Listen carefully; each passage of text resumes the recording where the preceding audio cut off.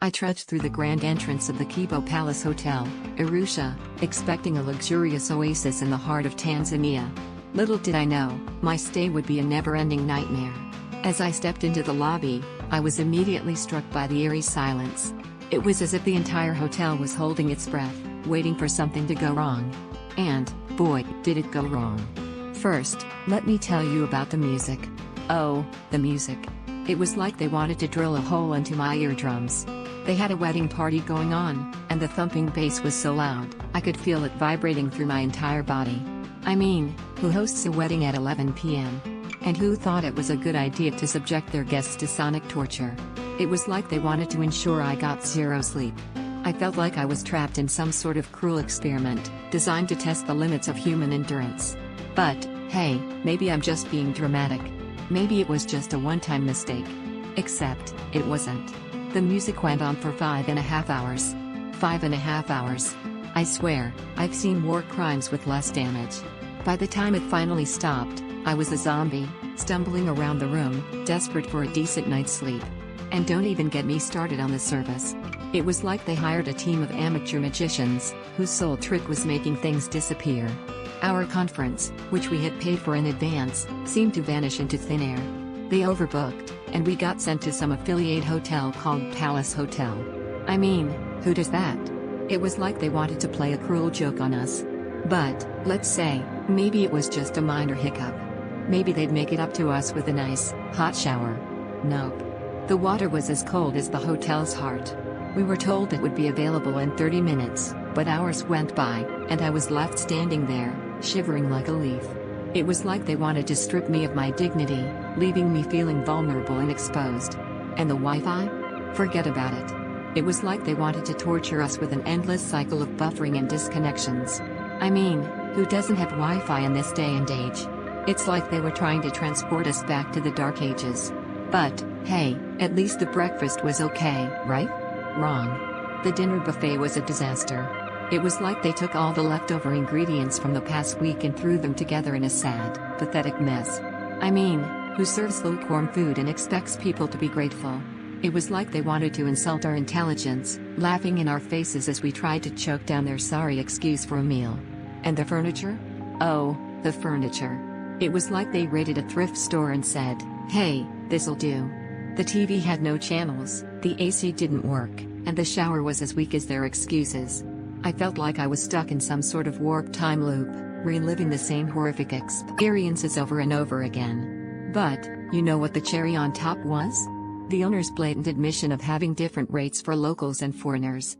I mean, who does that? It's like they wanted to flaunt their discrimination, daring anyone to call them out on it. As I sat in my cold, dark room, feeling like a prisoner in my own nightmare, I couldn't help but wonder, what's the point of even calling yourself a 4-star hotel if you can't deliver on the basics? It's like they were trying to scam us, taking our money and laughing all the way to the bank.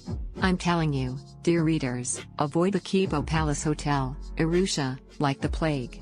It's a toxic wasteland, designed to drain your sanity and your bank account. Trust me, I've been there, and I'm still trying to pick up the pieces of my shattered expectations. What's your experience with hotels like this? Have you ever felt like you've been scammed or mistreated? Share your stories in the comments below. I want to hear from you. And to the owners of the Kibo Palace Hotel, Arusha, I have one thing to say: shame on you. Shame on you for taking advantage of your customers, for treating them like dirt, and for pretending to be something you're not. You should be ashamed of yourselves. That's it for today, folks. I hope you enjoyed my rant, my expose, on the Kibo Palace Hotel, Arusha. Here is the businesses near Kibo Palace Hotel, Arusha are like a puzzle with missing pieces. They promise so much, but in the end, they leave you feeling like you're stuck in a never-ending cycle of disappointment. Let's start with the Arusha Mall, a place that's supposed to be a hub of activity and entertainment. But, based on the reviews, it's more like a ghost town. People have complained about the lack of shops, terrible security, and a general feeling of being disconnected from the rest of the world. It's like they took all the excitement and energy of a mall and sucked it out, leaving behind a hollow shell of what could have been. And then there's the big time spa, Thai massage, where the welcoming committee seems to be MIA. Reviewers have spoken about the unfriendly staff, lack of coordination, and a general sense of chaos. It's like they're trying to give you a massage, but their own internal massage is so messed up that it's hard for them to focus on you. But wait, it gets worse. Africafe, a place that's supposed to be a haven for foodies and coffee lovers, is a complete disaster. Reviewers have talked about the slow service, misinformation about menu items, and a general sense of confusion. It's like they took all the coffee beans and threw them into a blender, then hit puree. The result is a mess that's hard to untangle. If you thought things couldn't get any worse, think again.